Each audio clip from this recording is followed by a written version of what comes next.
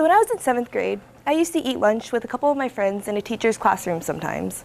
And on one day, it was the Friday before spring break, we were sitting around eating our lunches, laughing, relaxed that the break was ahead of us.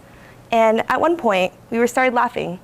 We started laughing really, really hard, in fact, like holding our stomachs, barely able to gasp for air. Now you might ask, why were we laughing?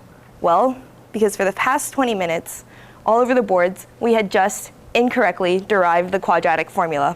Hilarious, right? Something about this formula that goes x equals negative b plus or minus the square root of b squared minus 4ac all over 2a was somehow funny to us. Now, I generally tell this story for two reasons. The first is to convince people that in middle school, I was a huge, huge nerd.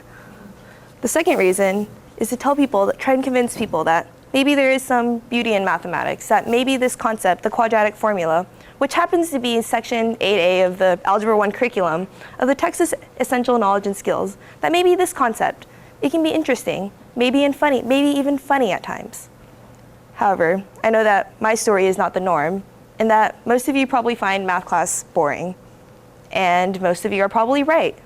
Mathematician Paul Lockhart once wrote that it would be an absolute nightmare if painting classes were completely redesigned, so that in elementary school, in order to learn the fundamentals, you would first have to memorize your color wheel, learn about color theory, and learn how to clean and wipe off your paintbrushes. And once you got these fundamentals down, only then would you be able to progress to real painting, which in this case would be painting by numbers. And only those who had gone through these fundamentals and painting by numbers, only the students who were the very best at these could explore painting in college and really finally freely apply paint to a blank canvas. This, Paul Lockhart said, would be a nightmare. Yet, when you look at our mathematics education today, this is precisely what you see. Homework problems have often just become repeating the same process over and over again and substituting in different numbers. And students are oftentimes already told how to solve every single type of problem, which takes out any type of joy at ever discovering the solution for themselves. Now, I'm talking about math education right now because I feel like math is easily the most stigmatized subject in America, and because it's oftentimes one of the few subjects I feel like I'm the only person who likes. But this is not just an issue with math education. This is an issue that affects all subjects. And while I'd love to talk with you about all the faults with our math education system, and because I am a math nerd, I also happen to be the speaker of the TEDxHISD Student Congress, which is a student-run, student-led organization that gives a voice to all 200,000 students in this district. A previous speaker talked about this organization like it was the greatest thing since sliced bread, but honestly, we just listen to kids complain about school. Anyways, at one of our meetings a few months ago, I was listening to a student talk about how at her school, which was one of the top magnet schools in the district, students were constantly stressed out by the amount of work they had to do. They would often lose sleep, they would lose time with their families, and students at the time just didn't have time for a social life.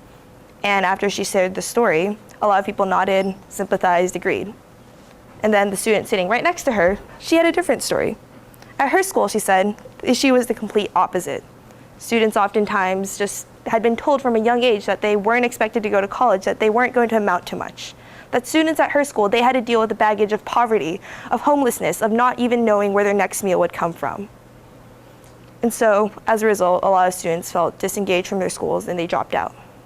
And again, another group of students nodded their heads, sympathized, agreed. Now, when you look at these two stories together, you can clearly see that there's some sort of divide.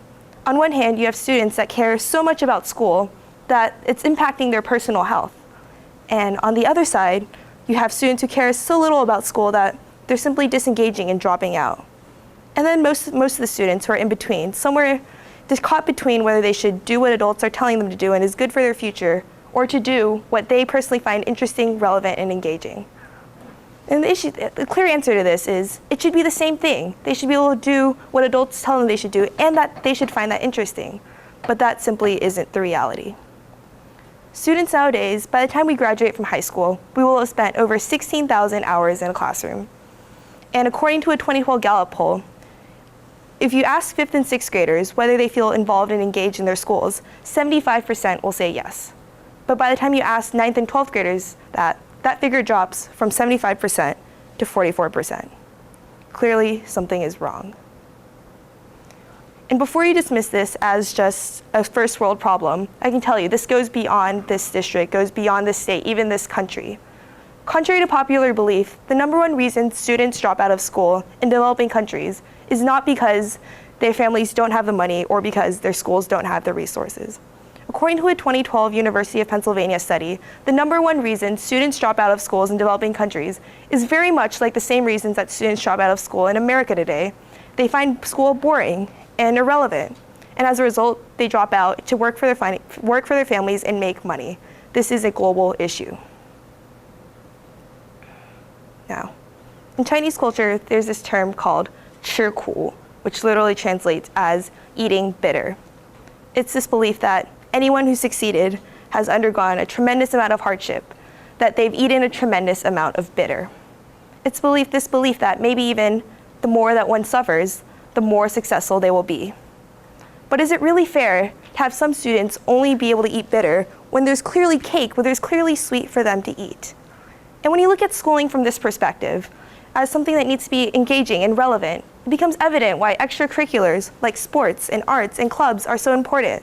They keep students wanting to come back to school, wanting to do more.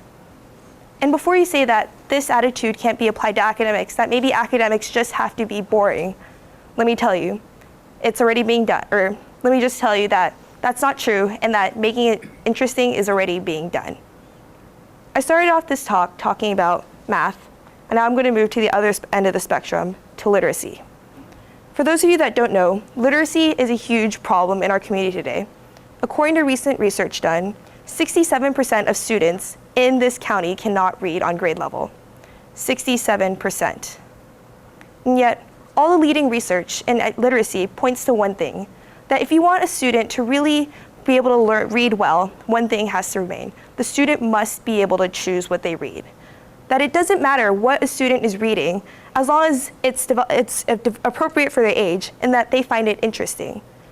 And if student interest is so important for something as fundamental and vital as literacy, then it must be desperately important for other subjects as well, especially as schools transition from learning to read in the early ages to reading to learn.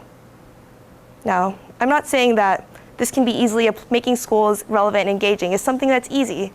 In fact, I'm acknowledging that it's probably going to be very, very hard.